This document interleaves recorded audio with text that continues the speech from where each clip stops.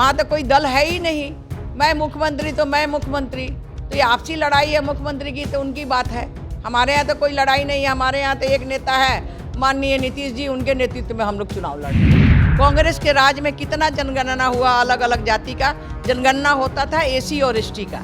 जब भी जनगणना हुआ एसी और एसटी का, समान जो जातियों का जनगणना है वो कभी भी नहीं। उनको देश से कुछ लेना देना है और ना उनको जनता पर भरोसा है। अब जनता भी उस पर भरोसा नहीं कर रही है।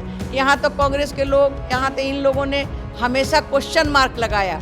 जब इतना बड़ा कांड जाके हमारे सेना ने घर में घुस के मार के आया, तब भी क्वेश्चन मार्क लगा। इनकी तो आदत है झूठ बोलने का। नमस्कार, आप न्यूज फाउंडेशन देख रहे हैं। मैं हूं आपके साथ वंदना। हमारे साथ बात करने के लिए हैं बिहार के पूर्व उप मुख्यमंत्री और वर्तमान में पशु एवं मत्स्य संसाधन विभाग के मंत्री रेणु देवी।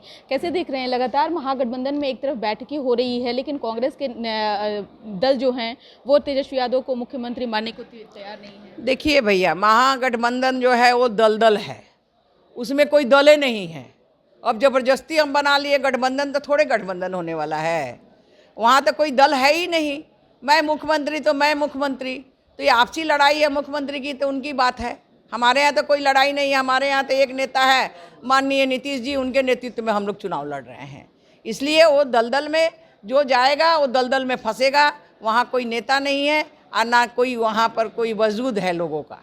निश्चित तौर पे आप भी बिहार के पूर्व उप मुख्यमंत्री रही हैं और आप भी हर चीज़ों को बारीकी से देखी हैं।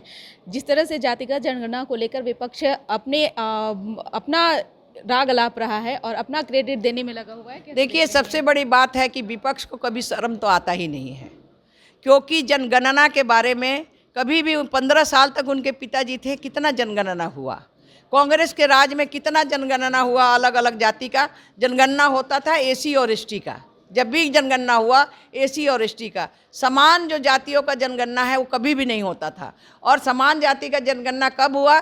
जब एनडीए की सरकार बनी। एनडीए की सरकार में एक मत हम लोग हुए, और हमारी सरकार ने, जिस समय हमारे उप मुख्यमंत्री जी तारकिशोर जी थे, मैं थी, सभी लोगों ने, माननीय नीतीश जी ने 500 करोड़ रुपया अलग से निकाल के हम लोगों ने रखा, और उससे वो जनगणना हुआ, और जनगणना के बाद में फिर आगे की कार्रवाई हुई। लेकिन आज जो लूट रहा है वो लूटने का समय नहीं है। उनको गिरवान में देखना चाहिए कि उनके यहाँ जनगणना किसका होता है। मैया का होता है, भाई का होता है, बहन का होता है, दूसरी बहन का होता है, मामा का होता है। हमारे यहाँ ना मामा है, ना चाचा है, ना भाई है, ना बहन है, और ना माँ है। तो इसलिए हम लोग जनगणना जो करते हैं वो पूरे समाज के लिए, जो पीछे बैठा हुआ, जो सबसे गरीब है, क्योंकि हम जिस समाज से आते हैं, या हम लोग जो, हमारा जो एजेंडा है हमारे नीतीश जी का या हमारे एनडीए के लोगों का, हमारे पंडित दीनदयाल जी ने कहा था, जिसके पैर में बेबाए फटे, उसका अगर हम सेवा करते हैं तो सच्चा सेवा वही होता है कि हमारा उन काम को हम कर सके।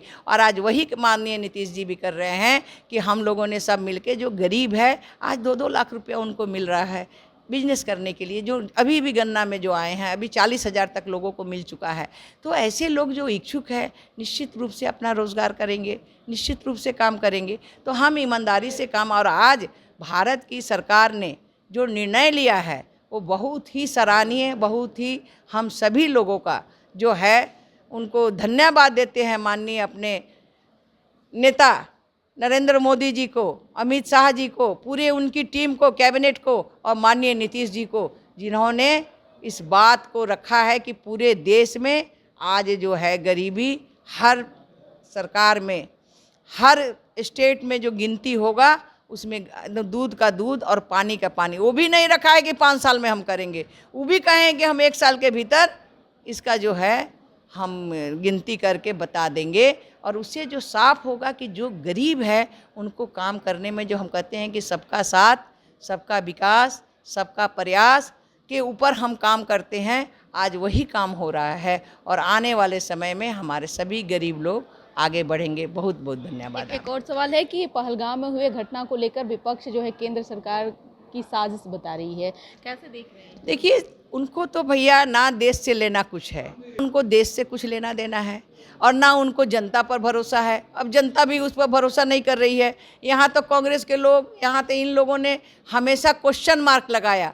जब इतना बड़ा कांड जाके हमारे सेना ने घर में घुस के मार के आया तब भी क्वेश्चन मार्क लगा। तो इनकी तो आदत है झूठ बोलने का, इनकी आदत है झूठ करके संविधान बचाओ, जिसकी माता पिता, जिनके नाना ने 10 बार संविधान को 75 बार उन्होंने संशोधन किया, उन लोगों को क्या संविधान बचाएंगे? उनको संविधान के बारे में पता है क्या? उन्होंने हमेशा आरक्षण का विरोध किया और आज कहते हैं कि हम आरक्षण वाले हैं। इसलिए उसमें उन पर विश्वास नहीं करना चाहिए।